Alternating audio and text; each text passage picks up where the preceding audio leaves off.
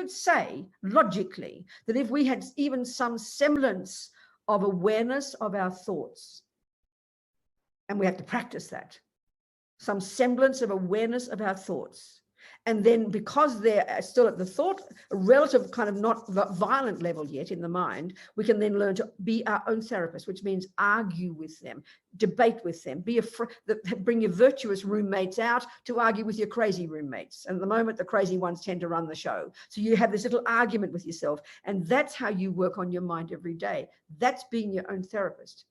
You know, you're being a cognitive therapist. You're changing your thoughts. But when you're in the middle of an explosion and your heart is beating fast and the words are spitting out the mouth and with the spit and the eyes and tears are coming and you're frantic and demented, it is too late to try to do something about the anger. Damage control is the best you can do. So we've got to get it before it becomes violent. This is really not a complicated thought. It's just not how we think in our world. That's all.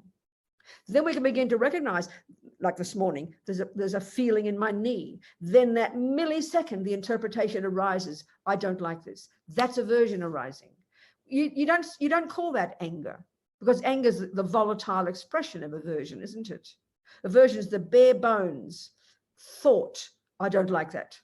Attachment is the bare bones thought. Ooh, I want that. And we go a million times a day between these two. So we can catch these at ever more subtle levels. We can work at them, work with them at that level when the mind is still reasonable.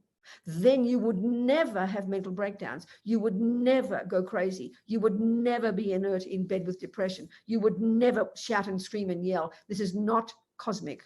It's practical, scientific fact.